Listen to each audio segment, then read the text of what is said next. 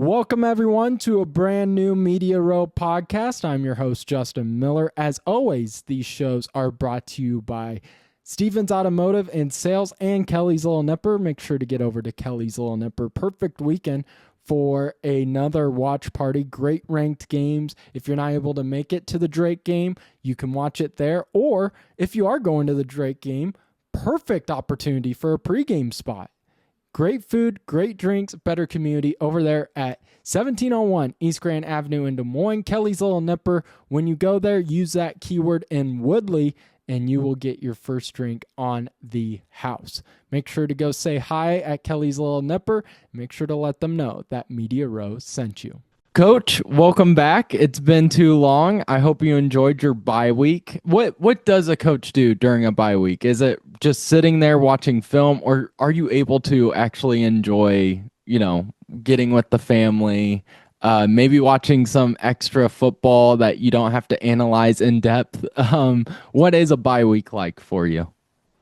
Well, I don't know if this is fortunately or unfortunately, we have a lot of experience with it here already. So we just had one, 3 weeks ago. So just this one was handled maybe a little bit differently than the last one, because the last one came right after our first game when you're still kind of working on your team. Not that you're not always working on your team, but we just felt we needed to continue to practice in a certain way, being so early in the year with a handful of new faces and guys that are producing, or guys that are in the mix. You just need to kind of keep it going. And whereas this time around, we just came off two really physical football teams, two teams from the Missouri Valley Conference who were perennially in the top 10, and certainly deserving of that based on our experiences with them the last 2 weeks. But this bye week, we only practiced twice last week. We went on Tuesday and Wednesday. We did lift 3 times during the week. We usually grab a third lift on a Sunday, but we got an extra lift in, and then say we only lifted twice during the week last week, but we came back because I gave them Friday, Saturday. Well, they lifted Friday, and then they were totally off Saturday, and then we came back Sunday night and practiced at 5 o'clock for about an hour. And it was a really good practice. So, and it kind of gave us a jump start, into Valparaiso, because the two last week wasn't really focused on an opponent. It was just kind of focusing on ourselves and just trying to stay as sharp as we can, while still kind of giving it. Now they were still pretty good practices and physical, and last night, Sunday night, wasn't as physical, still an element of it. Because I just could feel like we need to continue to work on that. And so, yeah, but no, I mean, yeah, a little bit. You want to take care of your coaches and obviously the players, because it's a grind, and you come off 2 losses. It's never easy. Doesn't matter who the opponent was, and it drains you. I don't know if drains you is the right way to put it, but it's tough. It's tough on your psyche when you put a lot into this thing and you have to walk away with an L, with a loss. And quite frankly, I don't want to get used to that feeling. So it's but you've got to have you got to let these coaches kind of go see their families a little bit, and you let the players maybe get out of here on the weekend, go home, back to their hometown, see their families, and just get away, and kind of exhale a little bit, and then get geared up for, we got 8 straight now. So there's no more breaks, and we're into this, and this is certainly how I prefer it, just to get into a little bit more of a routine. And we just had so many different schedules, because you play on a Thursday night, which is rare. And you throw in, 2 bye weeks in the first, 5 weeks of the season. It's different, it's unique, and but we've made it through, and we're just looking forward to PFL play. So the last time we talked, we started off talking about the quarterback situation, and I'm going to start there again too, because everyone's wondering who's going to be under center.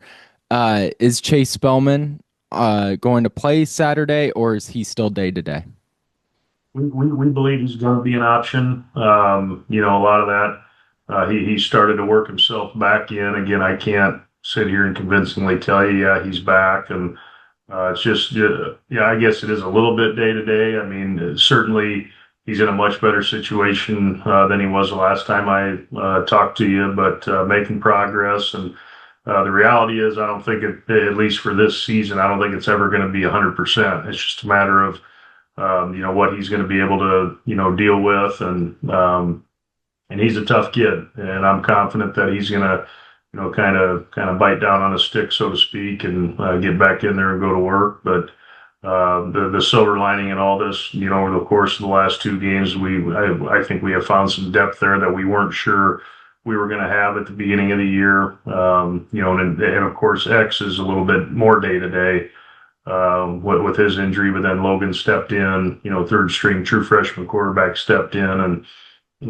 certainly had great production for us, but certainly some some learning opportunities that he had that he needs to learn from, and but certainly excited about his future and what he's going to be able to bring to the table for us. He's just kind of he brings maybe a little bit different element than I shouldn't say that they all can run it pretty well, but he has a pretty good feel for that type of stuff just because of what he's done in his past. And like I said, that just gave us a little bit more confidence as an offense just to know what he's capable of. So, but yeah, I think you'll probably, I'm hoping we'll see Chase and certainly probably planning to see Logan a little bit as well.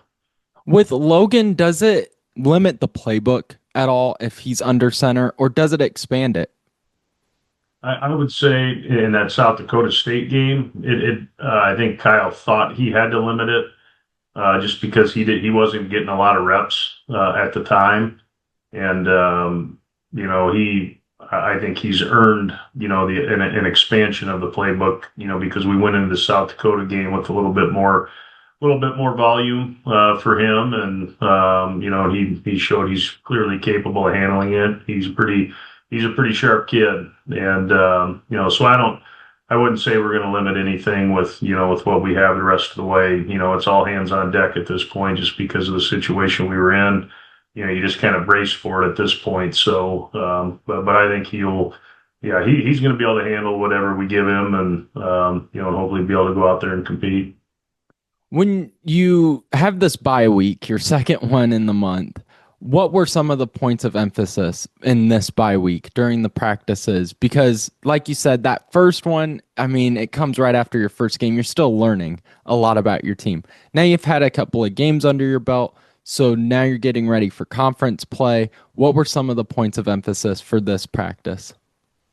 I don't know if there was anything truly specific, but I think once you come off a game like we had at South Dakota, there was plenty to learn from in that game, and I think one of the things I told our guys is after the team meeting that night is I just think we all need to take a look in the mirror and realize, hey, we're not as maybe not as good as we think, we're not as bad as we think, but we need to take an honest assessment of ourselves and where we're at and what can we do to get better, and that's the things you got to focus on out on the practice field, and coaches emphasize it, and players just got to understand maybe a little bit more situational football, fundamental football. We missed a lot of tackles the last 2 weeks, and that's a fundamental that you can't overlook. Certainly as a player, I mean, that's got to be something on the defensive side of the ball that you take great pride in, and then on the offensive side of the ball, we turned it over too much the last two games, and certainly pretty clear about that with the coaches and the team, and we've got to get better in those. We've got to improve in those areas, and again, your opponent sometimes has a lot to do with that. A couple of them, turnovers that we did have were two really good plays made by them, and and then the missed tackles that we had on defense. Sometimes that's made up of they had some really good athletes, but you've got to find a way to get things done, and we just, quite frankly, we didn't do it. But the silver lining and all that is, I'd like to think it got all their attention, Everybody's feeling pretty good after that first game, and then you kind of get a little bit of slice of humble pie in the next two, and you learn from it. Should make you more hungry, and make you want to go out and prove to yourself and your teammates that you're putting everything in this that you can, and just trying to push this thing forward, and that's all we can do at this point. Through 3 games, what's your thoughts on the running game so far? Just where would you like to see it grow, and where do you see it right now? Yeah, say I think we've been fairly efficient in the run game, and certainly adding that quarterback run element, has certainly helped in that. I mean, we were over 100 yards in both games against two of the better FCS teams in the country, and Yeah.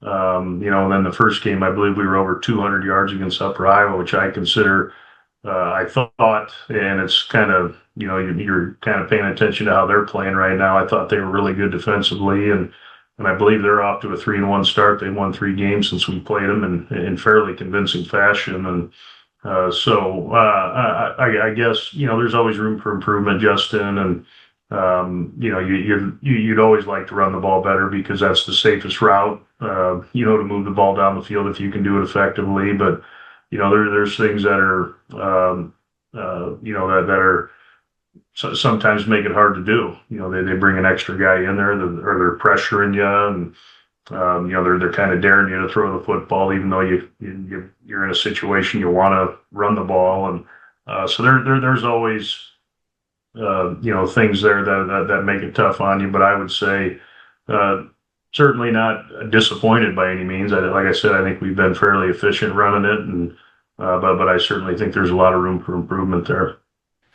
When we were talking in the preseason, we were going through, the quarterback position, the offensive line, and the wide receiver group. All that looked really good. And the only part where we kind of talked about, oh man, there's going to be some learning points early on was the secondary with this team.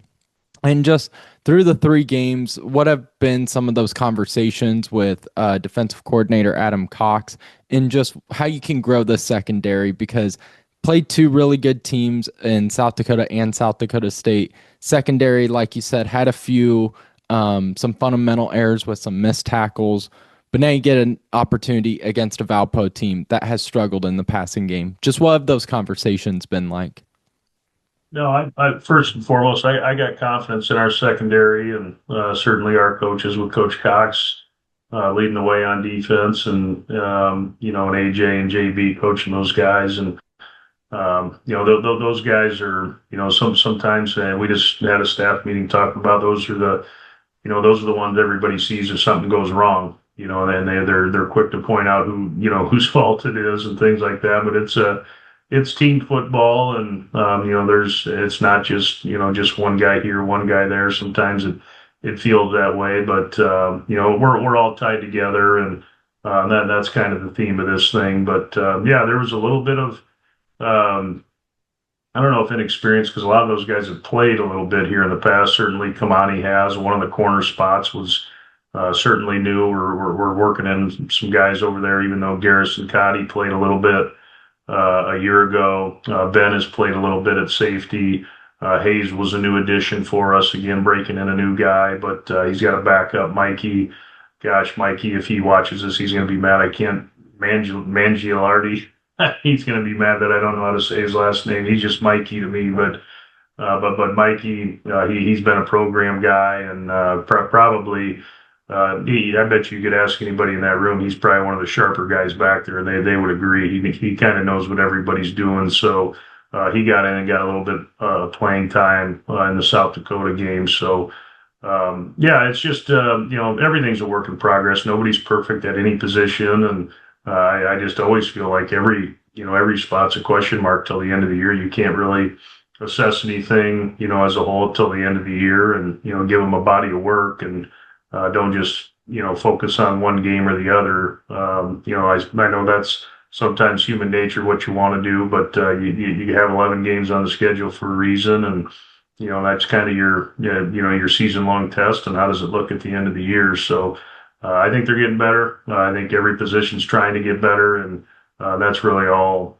the focus is right now because it's there's a lot of football left to be played. So, but certainly much room for improvement back there in the linebacking group and the defensive line, and certainly at every position on the offensive side of the ball as well. Yeah, you bring up the linebackers have been really strong early on, and I think a player we haven't spent enough time talking about at all has been the linebacker in Sean Allison. He's been incredible and just continues to improve. But when you've had issues of just injuries, things out of your control, going through these two back-to-back losses, how important is it to have a player like Sean Allison in that locker room, just a veteran, and then someone who backs up everything he says because now he's second in the team in total tackles?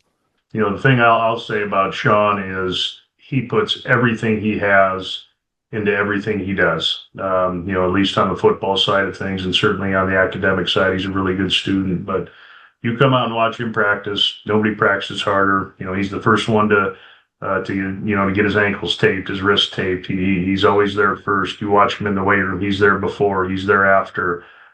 He's trying to milk everything he possibly can out of his college football experience, and he's such a good example for that.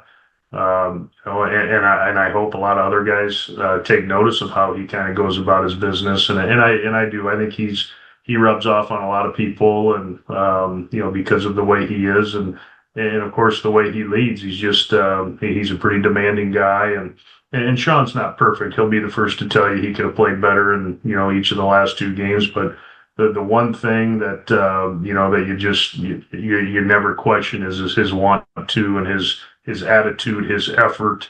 Those are the things you just don't have to question with him.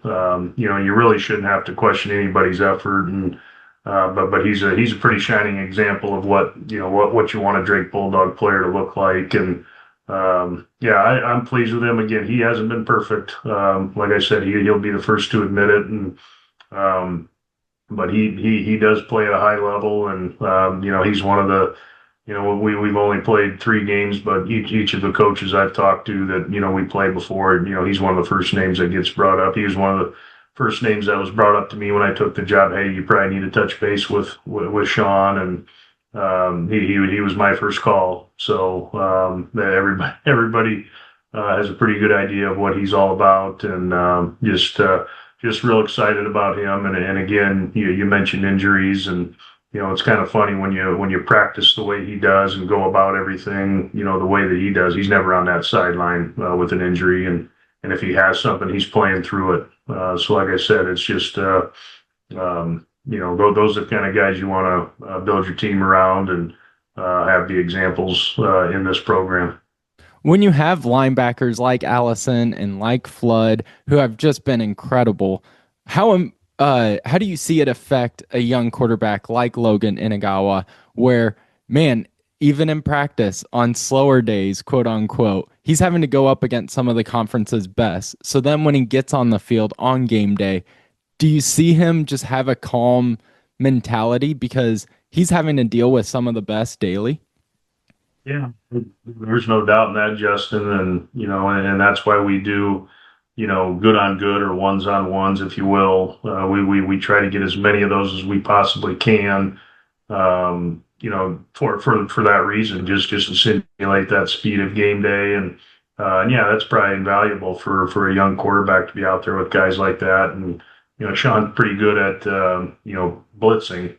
And when you're back there quarterback and you see him kind of timing one up, your clock's gonna go off in your head. I better get rid of this ball. I mean, we're not hitting quarterback, so he's pretty safe in practice, but certainly gives him a good simulation of what the game is like. And but yeah, I just think that's good for all of us to you put your best out there, you go good on good, and that way Saturday you're not again, and this is no discount to the scout teams and things like that, but they're just running somebody else's offense, something a little foreign to them, so it's just not quite the same. And they're younger, they're not as developed yet, they haven't quite adjusted to the speed. They're starting to, but and the reality is everybody's been down on scout team, at one time or another. So but yeah, I think that's that's good for all of them, not just the quarterbacks, but every position across the board. I think it's good to to have that fastball look in practice. So you're not going a week in between without that kind of look. What have you seen from Valpo now as we preview your first PFL game of your Drake career? Just what have you seen from them on tape, and what are some concerns you have with this team? Yeah, I again, I probably said this on here before, Justin, but usually the first thing I flip to is, the opponent's offense. Just human nature to me, being a defensive coach, pretty much all my career, I pop them on and see what they're all about, and I see number one, a pretty good physical offensive line, and yeah, they're kind of playing a two-headed quarterback system, if you will, or both guys are playing quite a bit. I just don't know if that was their plan. I mean, they're maybe a little different with some of the things they're doing when they're both in there, but they both run pretty well. They both can pass it, so it just leads me to believe they're maybe that's just the plan to play two different quarterbacks and pretty dynamic running back. He's a transfer from the University of South Dakota. He's not real tall, but he is packed in there. I mean, he's like a bowling ball, and he's got some speed to him too. He rushed for in that opener. Justin, you probably know better than me, and maybe I should know. I'm not big into numbers and stats, but I know he had a big day on the ground. I'm pretty sure he was conference player of the week in the first week against a Division II team they played out of Virginia, and he was pretty impressive in that game. They had a hard time tackling him, and he busted some long ones to lead you to believe that he does have some breakaway speed, and they've got a handful of dynamic receivers, just guys that can run. And number 9, I don't know his name, but I just go by jersey numbers. But pretty dynamic player in the passing game, deep threat, and he's also pretty dynamic with the return game with kicks and punts. And yeah, and they do a lot of different things offensively, so you got to be prepared for a lot of stuff. Quarterback runs, which gives you another hat in the run game, and that's hard to overcome at times if you're not aligned right, not reacting to blocks in a certain way. Can make it pretty tough on you on a defense. So got to work through a lot of those kinds of things, and then on the defensive side of the ball, they are extremely active. With a lot of pressures and movements and things that can frustrate you as an offense if you let it. You've got to let the game kind of slow down and sometimes go attack them and not let them attack you, so to speak. And but pretty active up front. They got a couple linebackers I've been impressed with. One's actually a true freshman, and another outside linebacker that at least it appears they like to use him in their pressure game quite a bit. And pretty impressed with him. And secondary, again, they're moving around, kind of covering up where their pressures are coming from, so they're moving around a lot. But a couple really capable corners, and one of them I think is really good. But yeah, all in all, Justin, it's a conference game. Everybody's kind of gets to start fresh, so to speak. And I know they're going to come in here, excited to go play a football game, much like we need to be. We need to answer that. I shouldn't even say we need to answer their motivation. We should be more than motivated to play this game. Coming home finally, didn't play a home game in September. And it's family weekend from everything I understand, and you probably know, Justin, it's supposed to be one of our bigger crowds of the year, and I thought the home opener was a great crowd. So It was. they told me, yeah, and they told me this one would be a lot more. So I thought that was a hell of an atmosphere that night, and that's fully what I'm expecting Saturday, and I'm expecting our guys to go out there and put their best foot forward. We always hear coaches talk about, they're not going to change their schemes just for one team. They're going to stick to what they do best. But when you see a team like Valpo, who has struggled in the passing game, does that change your mindset a little defensively going into a game? Maybe yes, maybe no. I think it's important to have systems in place on offense and defense, and and there's some that I'm pretty, offensively, defensively, where I'm pretty bullheaded, and that's my job as a head coach is to kind of implement my philosophy, and then hire coaches that I think are capable of carrying that philosophy out, and I feel we're in a really good place with that. Probably have exceeded my expectations, to be perfectly honest, for having two coordinators that it's their first time doing it. You would have fooled me. These two and I'll throw BC, our special teams coordinator, in there as well. Guys that are overly prepared, they're detailed. I know sometimes it doesn't seem like it at times, but that as you've watched, our last couple of games, I know it may not seem that way at times, but I can assure you we're in really good hands with the coaching staff that we got and the coordinators, that we got running their respective sides of the ball. So, but like I said, I just think it's important to have something you believe in, have an identity on each side of the ball of what you're trying to do, and you need to make teams try and get you out of that rather than you worrying about what they're doing. You need to have rules built into your system, and to be able to combat whatever it is that's getting thrown at you, and then you always have a couple one-offs, but at the end of the day, you got to go back and rely on what you believe in, and I just think that's kind of what helps you build a program. So, kind of a quick example of that. Coach Cox, he comes from the University of Iowa, and when I interviewed him, he pulled up a slide of the two, because like I said, he came from the University of Iowa, and it's a defense I tried to mimic when I was at Grandview, and without having a whole lot of access to them. I mean, they were gracious to me; they let me come in, but but Adam, he learned under that defense for 5 years, and I just love this. When I was interviewing him, he had 2001. This is how Iowa lined up. And then fast forward to 2006, Iowa lined up the same way to the same formation.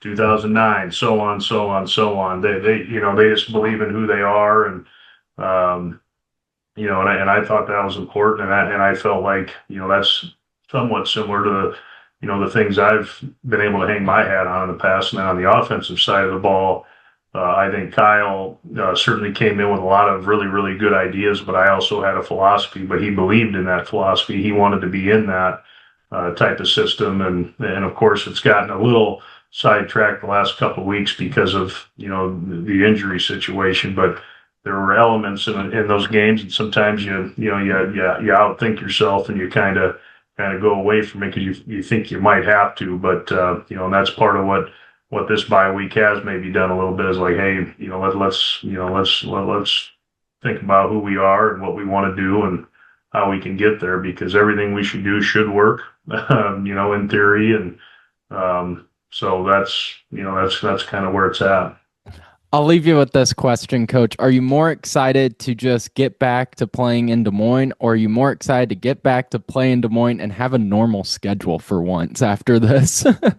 Yes and yes. I mean, yeah, not getting on a bus to go play a game, and that Brookings trip took a lot out of me. I'm getting old, man. If it were a day game, it wouldn't have been a big deal, but it was a 6 o'clock kick. I think I'm still kind of recovering. I suppose I caught up for it maybe a little bit on the bye week, but yeah, that was a 6 o'clock game. We got home at 4 a.m. that night, and we had I wanted to try and keep things as normal as possible, so we kept Sunday kind of a normal day, and that kind of, at least for the coaches, I know, was maybe a little bit of a longer week, but yeah, anytime you're playing at home, just that comfort, guys sleeping in their own bed, and not having to hop on a bus and worry about all kinds of potential distractions, or meals on the road, just all those things that go into going on the road. Now there's some beauty in going on the road too. It's just you and the boys, and I did appreciate that. Don't get me wrong, but yeah, coming home, being in Des Moines, certainly my home, and yeah, like you said, Justin, it feels like 2 years ago we played Upper Iowa at home. So it'll be good to get back out there. And that was a night game. This will be my first day game here. Even dating back to my Grandview days, every time we played over here, it was at night. So I've never played a day game at Drake Stadium. So sure it'll be beautiful, and the weather looks like it's going to cooperate. It's going to be a little unseasonably warm, even though it's going to be all right. And I think it's just shy of 80 degrees at kickoff, and can't ask for much more than that. As always, a huge thank you to Coach Joe Woodley for always being willing to come on the show for our Wednesdays with Woodley segment. Really excited for Drake to be back home and just to be playing football. Again, 2 bye weeks. Tough schedule to start as a Drake head coach for Joe Woodley. But I think this team has performed well. Last week, or 2 weeks ago, I should say, against South Dakota, some definite concerns with that secondary. I think this weekend is going to provide Drake with a lot of opportunities with Valpo's issues passing the ball downfield. And again, if Chase Spellman, like Coach said, is able to play on Saturday, then that changes this offense for the Bulldogs tremendously. So, game is at noon. Make sure to get out there and support the Drake Bulldogs at Drake Stadium on Saturday. We will be there, so if you're not able to follow along live, make sure to follow us on social media to get your updates. So, before we wrap up today's show, I do want to talk about the MLB playoffs. We don't talk a lot of baseball on this show, but now it's to the best time of the year. This is where baseball, every pitch matters, every single matters, every strike, the crowd loses their mind. This is amazing atmospheres. And we saw some great games the other day as the wild card series began. And I want to talk about clearly my team in the Chicago Cubs. So the Cubs take game 1 against the San Diego Padres 3-1, having to come back from a 1-0 deficit early on in this game to take a 1-0 series lead. If you were to watch the ESPN highlights after this game, you were probably just shown the back-to-back home runs by Suzuki, Kelly in the 5th, which did change the momentum for the Chicago Cubs in game 1. Maybe you were shown the 2 run-saving defensive stops by Dansby Swanson that were incredible.